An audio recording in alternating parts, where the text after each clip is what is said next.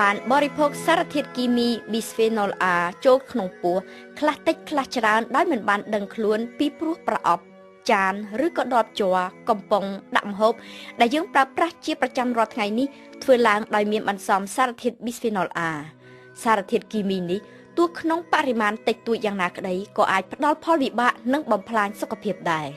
ដូច្នេះបើអាចជៀសវាងបានគួរកុំចូលចិត្តប្រើប្រអប់ឬក៏ដបជ័រទាំងអស់នោះពេកតើ bisphenol A ជាអ្វី bisphenol A ឬ BPA ជាភាសាបារាំងជាផលិតផលគីមីសំយោគដែលប្រើប្រាស់យ៉ាងទូលំទូលាយក្នុងឧស្សាហកម្មផ្លាស្ទិកតាំងពីចុងឆ្នាំ1950មកនៅលើពិភពលោកយើងនេះគេប៉ាន់ប្រមាណថាមានផលិតផលធ្វើដោយល្បាយ bisphenol A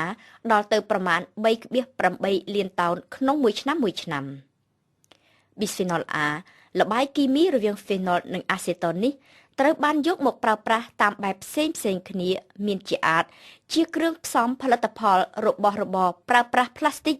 មានគុណភាពខ្ពស់ធន់ខ្លាំងមិនឆេះពោលគឺពពួកប៉ូលីកាបូណាតជាដបទឹកដោះគោក្មេងដបទឹកប្រើប្រាស់បានច្រើនដងលាក់នឹងលាក់គេក៏សង្កេតឃើញមានសារធាតុ bisphenol A នេះនៅក្នុងផលិតផលជ័រថ្លាឬក៏វ៉ាក់នីដែលបិទពាសនៅផ្នែកខាងក្នុងរបស់ប្រអប់អាហារឬក៏ប្រអប់ភេសជ្ជៈកំប៉ុងឬក៏ជាគម្របដបគម្របក្រឡនៅប្រទេសបារាំងបើតាមភ្នាក់ងារចំណីអាហារលបែងក្មេងលេងឬក៏របស់របរប្រើប្រាស់ខ្លះមានជាអាចកៅអីសម្រាប់ក្មេងអង្គុយក្នុងឡានរទេះដឹកទារកកន្ត្រកឬក៏សូម្បីតែសម្ភារៈបរិក្ខារពេទ្យមួយចំនួនសម្រាប់ទារកក៏សុទ្ធតែមានបន្សំជាតិ BPA នេះទាំងអស់ឃើញថាសារធាតុ bisphenol A គឺជាជោគជ័យមួយសម្រាប់ឧស្សាហកម្មអស់រយៈពេលជាច្រើនឆ្នាំក៏ប៉ុន្តែហេតុអ្វីបានជានៅពេលនេះមានការហាមឃាត់មិនឲ្យប្រើប្រាស់ទៅវិញ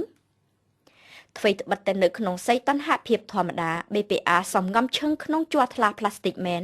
ក៏ប៉ុន្តែនៅពេលឡើងកម្ដៅដោយស្ងោរឬក៏ដោយដាក់កម្ដៅក្នុង microwave ឬក៏ក្នុងឡដុតឬក៏នៅពេលលាងក្នុងម៉ាស៊ីនក្ដៅខ្លាំង bisphenol A សាយភាយចេញមកក្រៅដោយសេរីដូច្នេះវាងាយនឹងបញ្ជ្រាបចូលទៅក្នុងចំណីអាហារនិងភេសជ្ជៈណាស់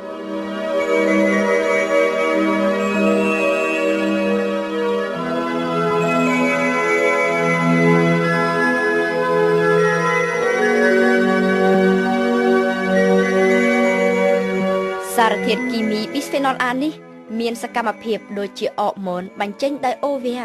ដូច្នេះវាអាចប៉ះពាល់យ៉ាងខ្លាំងដល់ប្រព័ន្ធក្រពេញនៅក្នុងការបញ្ចេញអរម៉ូននិងអាចមានសមត្ថភាពបង្កផលវិបាកដល់សរីរាង្គមនុស្សទោះក្នុងកម្រិតបរិមាណទាបយ៉ាងណាក៏ដោយការទទួលទានសារធាតុ bisphenol A នេះអាចធ្វើឲ្យប្រឈមនឹងបង្កើនគ្រោះគ្មានកូនមហារីកសដន់និងពងស្វាជាងនេះទៅទៀតតាំងពីឆ្នាំ1990មកកម្មវិធីជាតិអាមេរិកផ្នែកជាតិពុលបានគូបញ្ជាក់អំពីផលប៉ះពាល់ផ្សេងទៀតដែលអាចបង្កឡើងដោយ bisphenol A ទោះក្នុងបរិមាណតិចតួចនោះគឺការលូតលាស់របស់ទារកនិងកូនក្នុងប្រតិមិនធម្មតាប្រព័ន្ធទឹកម៉ូដក្មេងប្រុសមិនប្រក្រតីឆាប់ពេញវ័យពេញរដូវជាពិសេសចំពោះក្មេងស្រី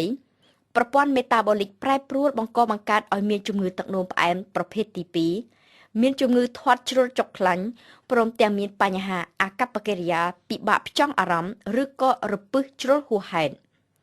ផលវិបាកបង្កឡើងដោយសារធាតុ bisphenol A ត្រូវបានក្រុមអ្នកស្រាវជ្រាវអន្តរជាតិជិត40នាក់ព្រមព្រៀងនឹងចុះផ្សាយនៅក្នុងរបាយការណ៍ផ្សព្វផ្សាយជាសាធារណៈតាំងពីក្នុងឆ្នាំ2006ក៏ប៉ុន្តែនៅពេលនោះភ្នាក់ងារសុវត្ថិភាពចំណីអាហារនៅអឺរ៉ុបដែលទោះបីជាមានការសង្ស័យហើយក៏ដោយ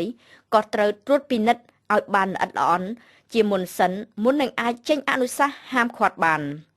សម្រាប់អឺរ៉ុបកម្រិតអតិបរមានៃសារធាតុ bisphenol A ដែលមនុស្សអាចធន់បានដោយគ្មានប៉ះពាល់ដល់សុខភាពគឺ 0.05 មីលីក្រាមសម្រាប់ទម្ងន់ខ្លួន1គីឡូក្រាមសរុបមកវិញទារកនិងក្មេងទើបនឹងកើតប្រឈមមុខនឹងសារធាតុ bisphenol A តិចជាងកម្រិតបង្កគ្រោះថ្នាក់ដល់សុខភាពទេក៏ប៉ុន្តែបើយោងតាមពាក្យស្លោកការពារប្រសើរជាងព្យាបាលរដ្ឋាភិបាលបានណែនាំឲ្យអ្នកជាឪពុកម្ដាយកាត់បន្ថយការប្រើប្រាស់ដបទឹកដោះគោជ័រដបទឹកដោះគោផ្លាស្ទិកហើយងាកមកបំបៅកូនវិញគឺក្នុងន័យការពារក្រែងមានគ្រោះថ្នាក់ដល់សុខភាពកូនតែប៉ុណ្ណោះរហូតមកទល់នឹងឆ្នាំ2011 ទើបទីភ្នាក់ងារសុវត្ថិភាពចំណីអាហារអឺរ៉ុបបានអះអាងថាមានភស្តុតាងវិទ្យាសាស្ត្រគ្រប់គ្រាន់បញ្ជាក់បានពីភាពការពារប្រសើរជាងព្យាបាលនិងបានស្នើសុំទៅអឺរ៉ុបចាត់បញ្ចូល BPA នៅក្នុងក្រុមមានសារធាតុពុលព្យួរការធ្វើចរាចរណ៍លក់ដូរដបទឹកដោះគោក្មេងមានបន្សំជាតិ Bisphenol A នៅខែកក្កដាឆ្នាំ2010សម្រាប់ប្រទេសបារាំងនិងនៅខែមករាឆ្នាំ2011សម្រាប់អឺរ៉ុបទាំងមូលតាមការពិតទៅឥទ្ធិពលរបស់ Bisphenol A មិនត្រឹមតែប៉ះពាល់ទៅលើទារកនិងកុមារប៉ុណ្ណោះទេគឺប៉ះពាល់ដល់មនុស្សគ្រប់រូបគ្រប់វ័យគ្មានប្រកាន់ស្រទាប់វណ្ណៈអ្វីឡើយការសិក្សាមួយទៀតបានផ្ដល់លទ្ធផលគួរឲ្យភ្ញាក់ផ្អើលគឺស្នាម Bisphenol A មាននៅក្នុងអេសង់ទីយ៉ុងទឹកនោមរបស់បណ្ដាជននៅបស្ចិមប្រទេសដល់ទៅ 95% មនុស្សចាស់ប្រឈមមុខនឹងសារធាតុនេះអាចមិនរងផលវិបាកភ្លាមមែន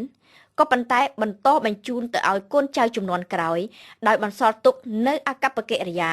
មានបញ្ហាក្នុងការផ្ចង់អារម្មណ៍បើទោះបីជាកូនចៅទាំងអស់នោះមិនបានស្រូបសារធាតុ Bisphenol A ដោយខ្លួនឯងក៏ដោយ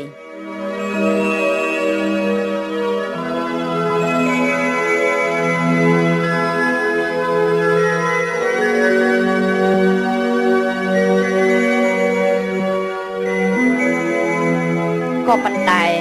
ដោយហេតុថាការហាមឃាត់ដាច់ខាតក្នុងអត្តន័យការពារប្រសើរជាងព្យាបាលនេះបើធ្វើឡើងដោយភ្លាមពេកវាអាចធ្វើឲ្យឧស្សាហកម្មរងគ្រោះទើបសភាបារាំងពន្យាពេលហាមឃាត់មិនឲ្យមានការផលិតគ្រឿងខ្ចប់អាហារអំពី Bisphenol A ដល់ទៅឆ្នាំ2015ឯវត្ថុទាំងឡាយតាក់ទងនឹងកុមារក្រោមអាយុ3ឆ្នាំច្បាប់បារាំងនឹងចូលជាធរមាននៅក្នុងឆ្នាំ2013នេះតែម្ដងជាចុងក្រោយនេះគឺជាដំបូន្មានខ្លះៗជាជំនួយដល់លោកអ្នកនាងឲ្យគេចផុតពី Bisphenol A ចូលជៀសវាងកុំសូវចូលចិត្តប្រើផ្លាស្ទិកនៅប្រទេសជឿនលឿនគេអាចសម្គាល់ប្រអប់ផ្លាស្ទិកមាន Bisphenol A ដោយមានសញ្ញាត្រីកោណនិងលេខសញ្ញាត្រីកោណដែលមានន័យថាជារបស់អាចយកទៅផលិតវិញបានមានភ្ជាប់ជាមួយនឹងលេខ7គឺបញ្ជាក់ថាមាន Bisphenol A ខ្លាំងហើយបើប្រយ័ត្នមែនទែនសូម្បីតែលេខ3និងលេខ6ក៏មិនគួរនឹងប្រើដែរម្យ៉ាងវិញទៀតដោយហេតុថាភាពប្រឈមខ្លាំងនឹង Bisphenol A គឺតាមផ្លូវចំណីអាហារសូមរក្សាម្ហូបអាហារចំណីចំណុកក្នុងប្រអប់ឬក៏ដបធ្វើអំពីកែវពីសេរ៉ាមិកឬក៏ពីដែកអ៊ីណុកចំពោះអ្នកប្រើប្រាស់ microwave គួរជៀសវាងគុំកម្ដៅម្ហូបគោកឬក៏ទឹកនៅក្នុងប្រអប់ផ្លាស្ទិកឲ្យសោះហើយជាចុងក្រោយចំពោះការជ្រើសរើសដបទឹកដោះគោក្មេងសូមប្រើដបទឹកដោះគោជាសាច់កែវឬក៏បើជាសាច់ផ្លាស្ទិកដែលមានបញ្ជាក់ថាគ្មានសារធាតុ BPA ទេ